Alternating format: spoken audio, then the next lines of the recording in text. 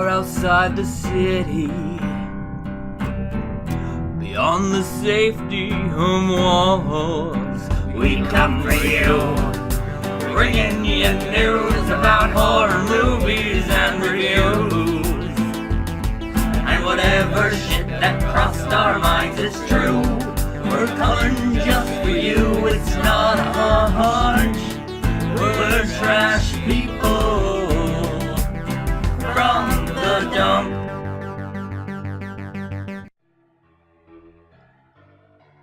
Slumber Parties, the gateway to evil. What is it about slumber parties that seems to draw in the dark forces of the night?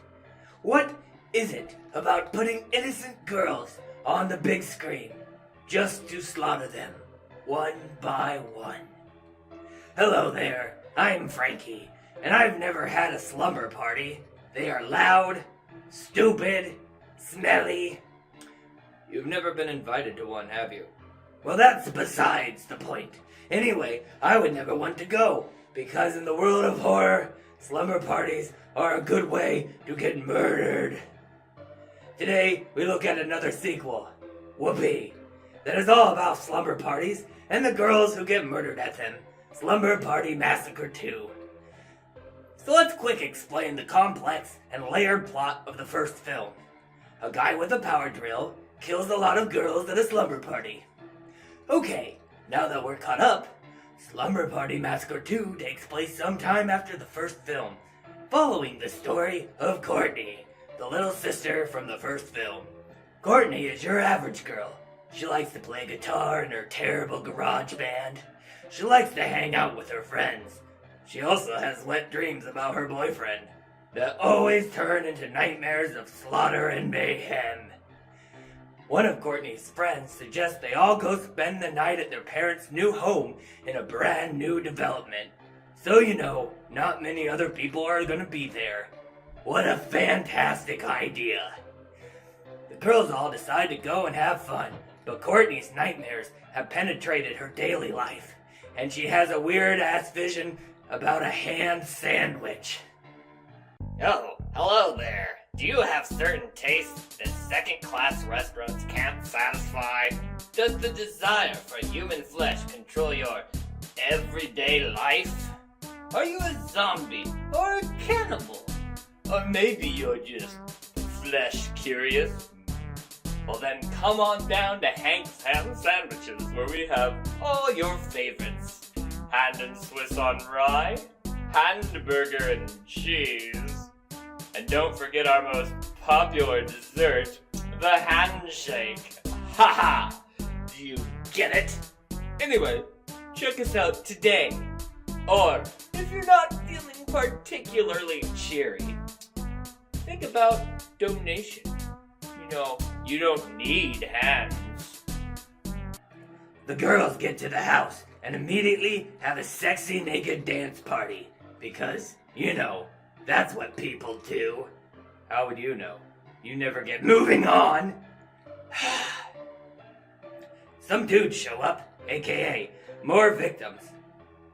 Courtney continues to have horrific visions, like being attacked by a chicken.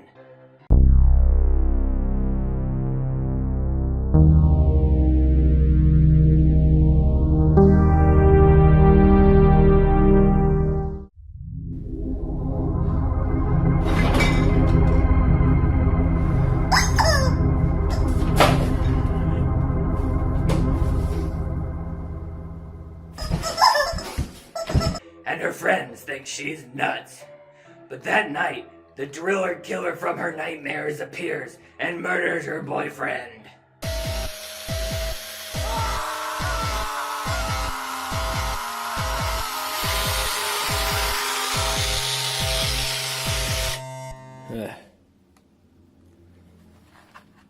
Well, that didn't really work that well.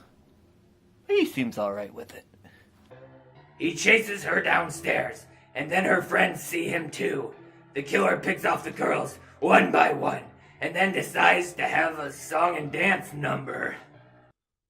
Oh, I like to murder girls.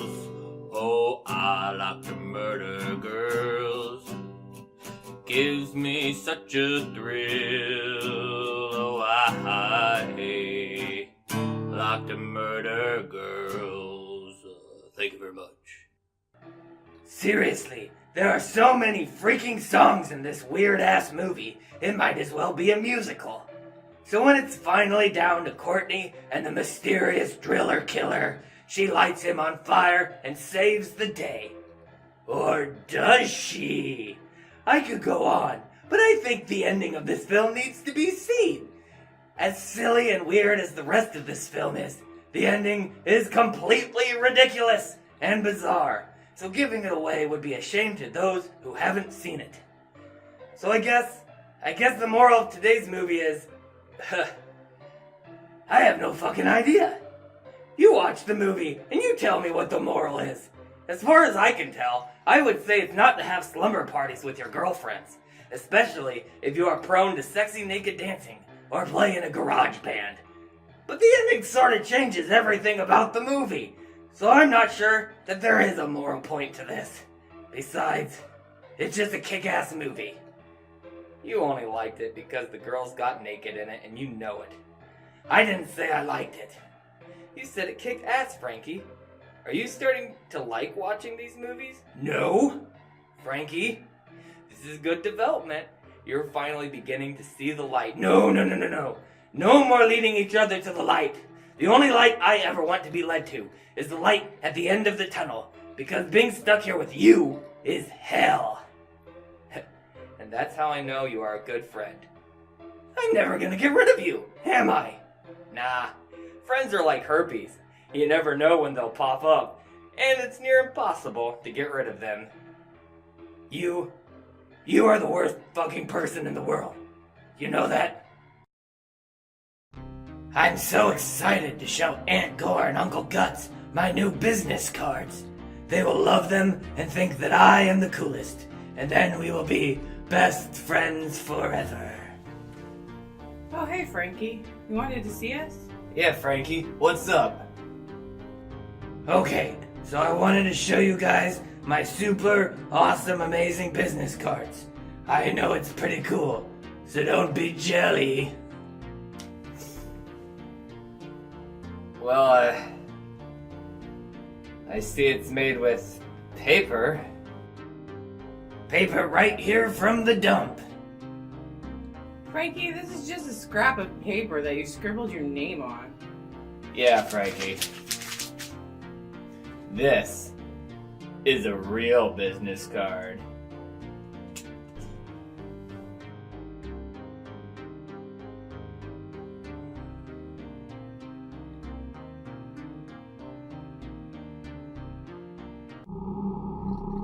I'm going to slice your fucking face off and wear it.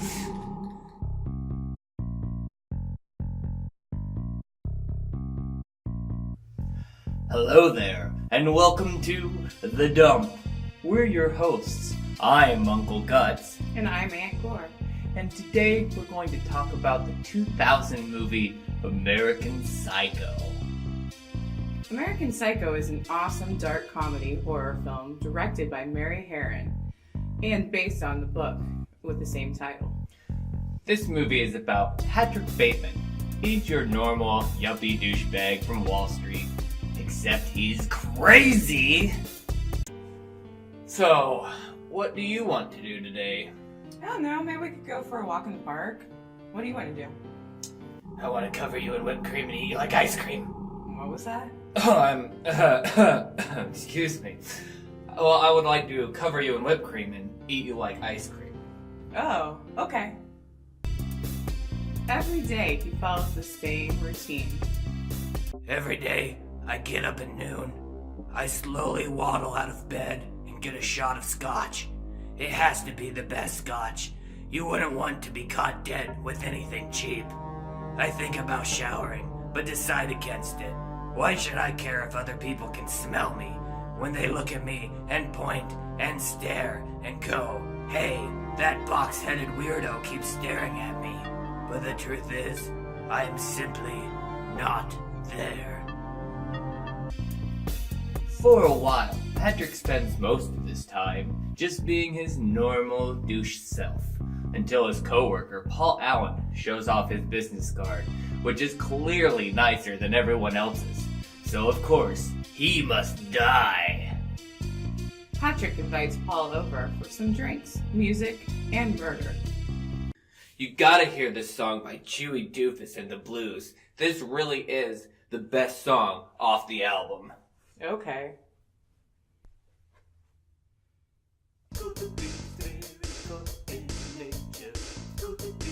Yeah, this song is terrible. You're terrible.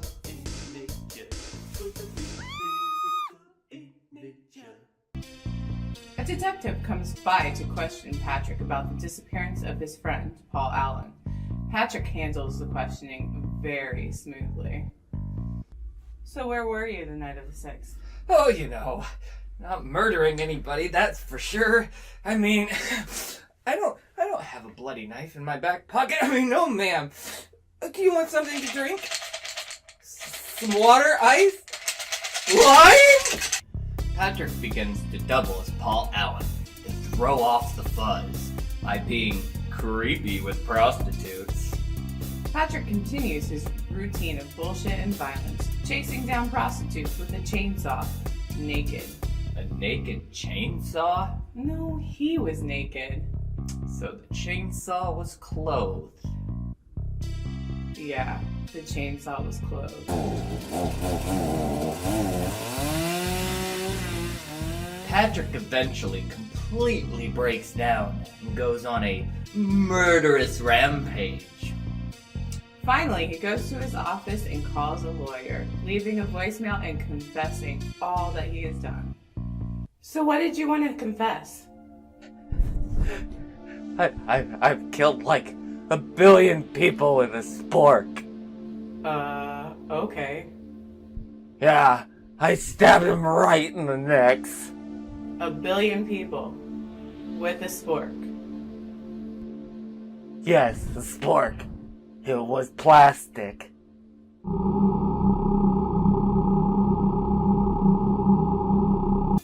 The next day, Patrick goes to see his lawyer, but his lawyer just thinks his confession is a big joke. All the people Patrick has supposedly killed are still alive. So in the end, it's up to you, the audience, to decide what really happened. Was he a psychopathic killer that murdered many? Or is he just a cucumber? Cucumber? 'Cause he's in a pickle. We need to fire the writers. I am the writers. Exactly.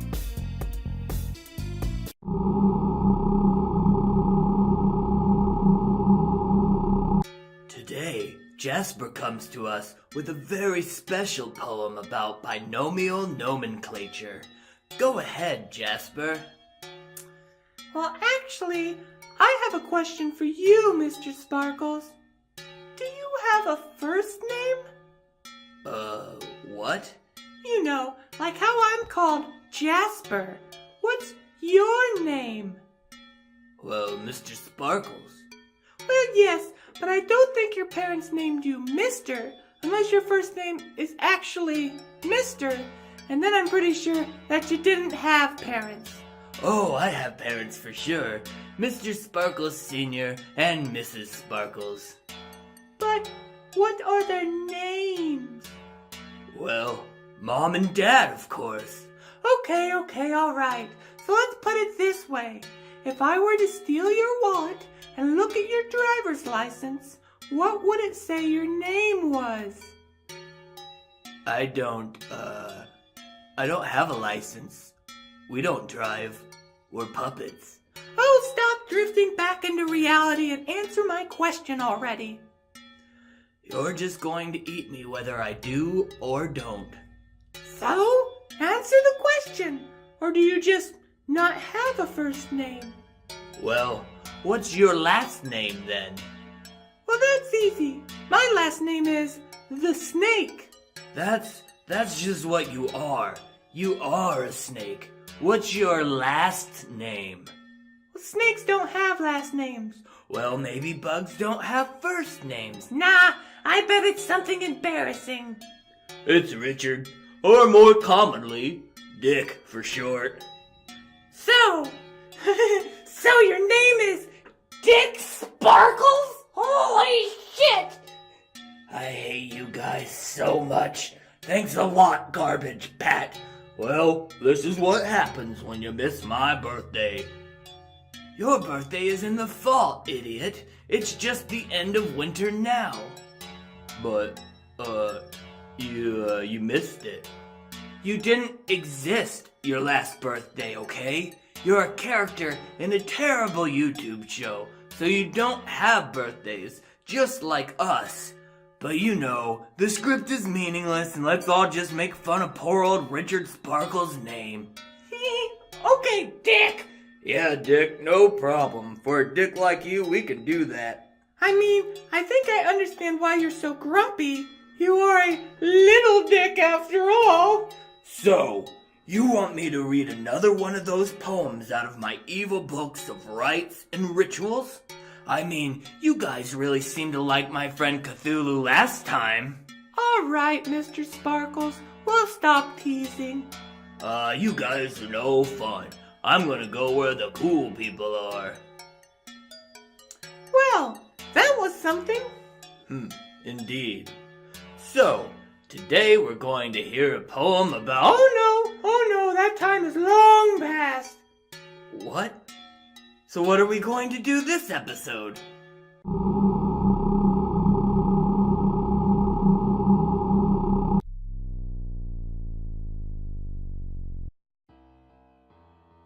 Oh, hello there, my fellow misfits of society, to the Artist Corner. I'm your host, professional professional art critic, Rod Roddington. Today we look at the art of Gloom Beans. Oh, Gloom Bones. I knew a Mr. Bones once, but that's just the carcass under the floorboards. Oh, well, why would I hurt a fly? 90% of the dump's population is flies. I'd be stupid to piss off a demographic with those statistics. Well, that's because we aren't properly promoting ourselves to the correct audience. If it were up to me, all the segments would be fly-related entertainment. Besides my segment, of course. Which reminds me, back to the art. Oh, that's a spooky little guy, isn't it? Look at that. It's kind of cute though, ain't it? Oh, well, isn't that nice? You think those two are lovers? Or are they just tromping around the city, smashing people under their feet, Now that's the question. Well, that's about all the time we have for this episode. Check out the links below for more art from this amazing artist. Now, I take my leave. I have a stand-up gig at the local comedy club.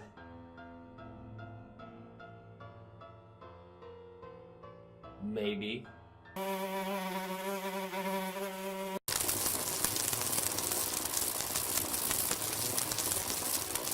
Hey guys, thanks for checking out another episode of our show. We hope you're still enjoying our nonsense. We have a few things to talk about that are coming up this month and next at the Hollywood, some cool movies, so we want to just quick run through those. First, Sugar Hill will be playing in 35mm at the Hollywood on March 27th at 7:30, and that's presented by the Grindhouse Film Festival. And then in April, Weird War has two things going on. First up is Rollerball, not the remake, the classic. And that is April 12th at 7:30 at the Hollywood Theater. Also at the Hollywood Theater is Mystics in Bali on April 30th at 7:30. So two crazy ass movies worth checking out. And lastly, Queer Horror will be presenting Friday the 13th, Part 7. And that will be on April 13th, which is Friday the 13th, at 9:30. And those are always really fun. He puts on a great show. Yeah, highly recommend that show as well. All these will be excellent. Hollywood puts on some great stuff, so definitely check them out. If you're not a member, consider becoming a member. It saves you a lot of money in the long run. And I think that's all we have to say, but we before we have to go. We wanna thank you for watching the show. We hope you had a good time letting us run up your minds. We hope you're still alive, feeling warm and fuzzy inside. We hope that you are well, feeling good and raising